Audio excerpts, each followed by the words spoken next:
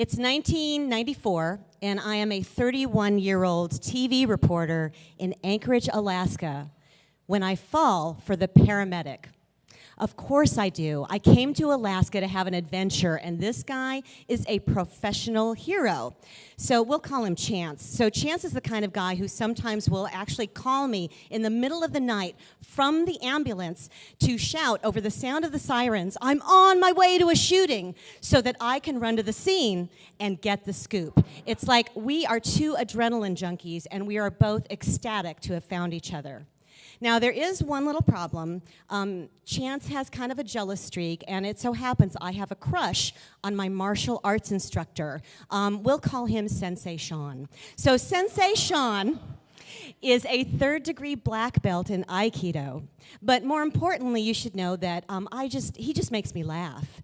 And just to give you an idea, he likes to tell funny, wise little stories. And one of them is a story about a student and master. And the student says to the master, "Master, why is it that we practice non-attachment?" And the master says, "Well, my son, that is because everything dies. Why do you ask?" And the student says, "Because, master, this morning I killed your favorite cup." So it's kind of corny, but I'm a corny girl, and I really got a thing for this guy, but I can tell that Chance can tell because he gets pretty grumpy every time I go to the dojo. So I decide I have to give up this martial arts thing and give Chance and I the opportunity to make some friends of our own, which we do. And we actually start spending a lot of time with this one married couple. We'll call them Mr. and Mrs. Jones. So the Joneses and Chance and I all start doing everything together. We go camping, hiking, skiing. We even spend Thanksgiving dinner together. And every time that we get together, we have a blast. But sometimes Mr. Jones is extremely busy, and so it's just Mrs. Jones and Chance and me, which is fine because she's a lot of fun. She's kind of an up-for-anything kind of gal, like me. Like, she even loves a good shooting range as much as I do.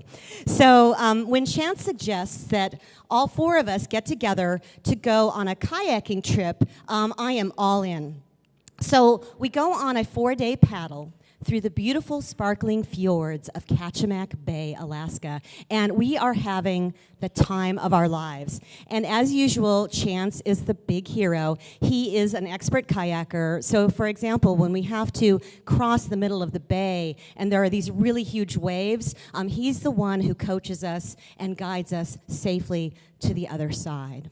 And on that night, we spend the night in this beautiful little lagoon, and Chance takes me out, just the two of us, for a paddle in the moonlight in this lagoon with salmon jumping all around us. And that's when he tells me, "I was so proud, babe, of how you were so brave today on the crossing." And then he takes my hand and he pulls our kayaks together and he gives me a kiss, you know, sort of the long, lingering, weightless kiss of falling in love.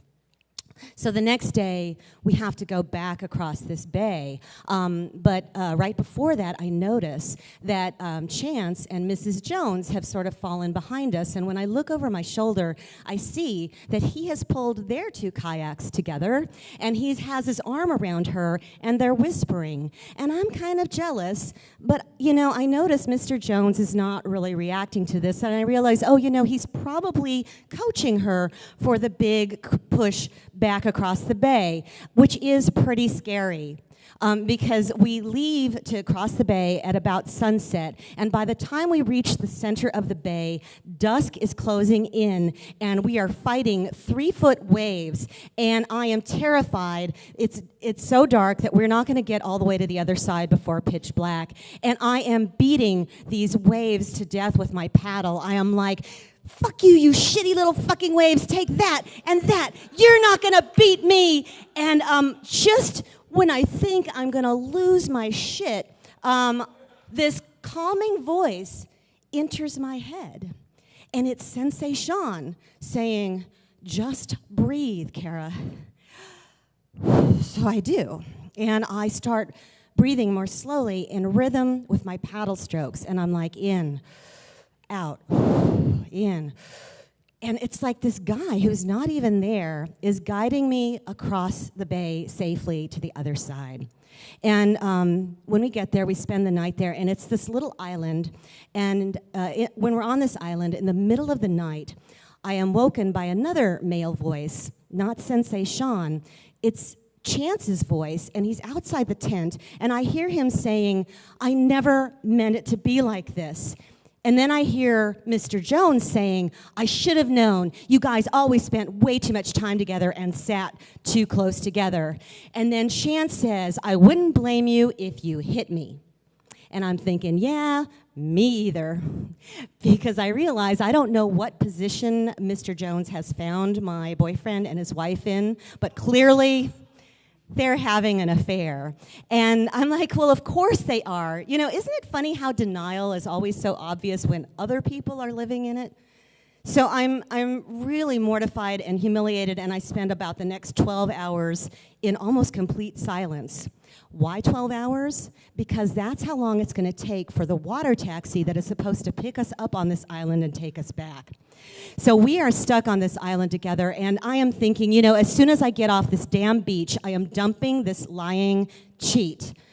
But 12 hours is kind of a long time for me to think. And I'm also thinking, I am 32 years old. How am I ever going to find another guy this exciting? So that's when I start crafting my little plan to hang on to him. I am going to forgive him. He is going to owe me for that, and his guilt will make him mine. And this stupid plan actually works.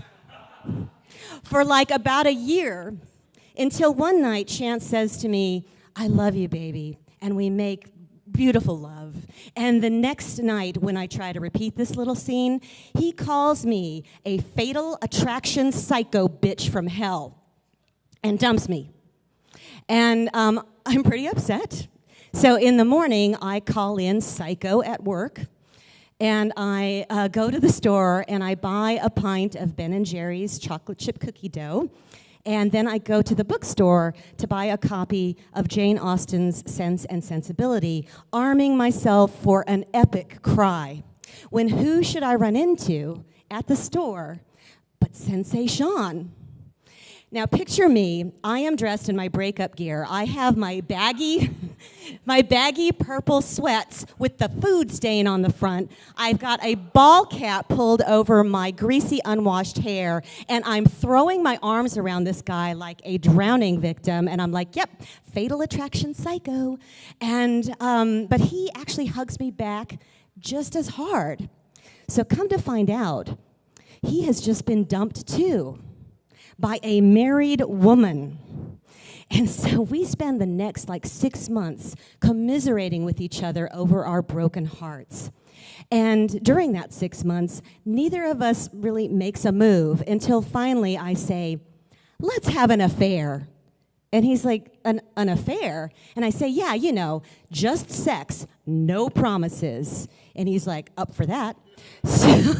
So that night we have the most uninhibited sex I have ever had in my life. It was fantastic. And I'm thinking, well, of course, because there's no strings attached, right? It doesn't occur to me that, you know, maybe we're just really good together. But during all this, he is giving me advice on how to get my ex-boyfriend, the paramedic, back. Now, this kind of hurts my ego, except, you know, it's kind of sweet, isn't it, how much my friend really wants to help me. And it actually works. Chance starts hanging around with me, wants to be my friend, and then he says he wants to take me out on my birthday.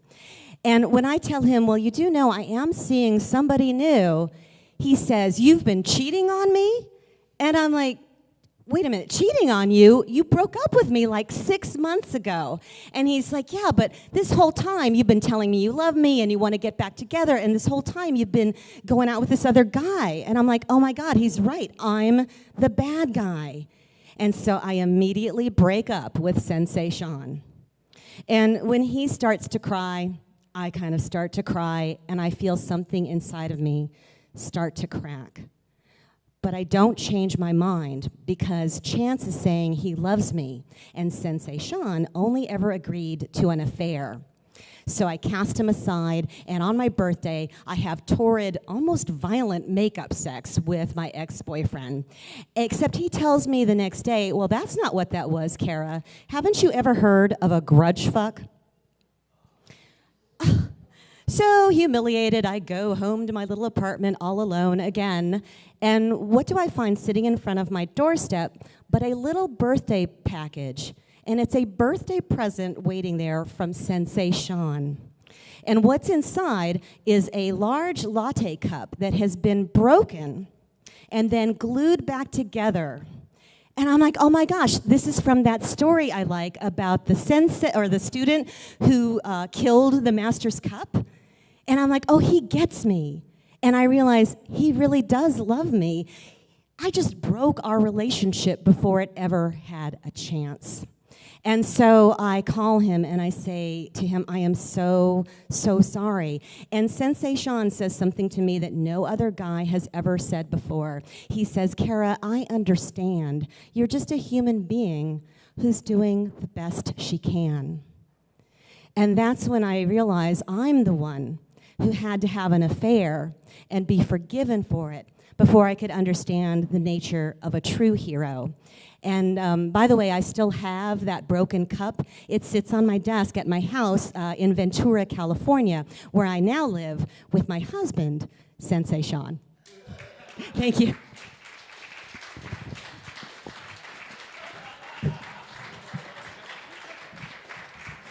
Give it up for Cara Lopez Lee, ladies and gentlemen.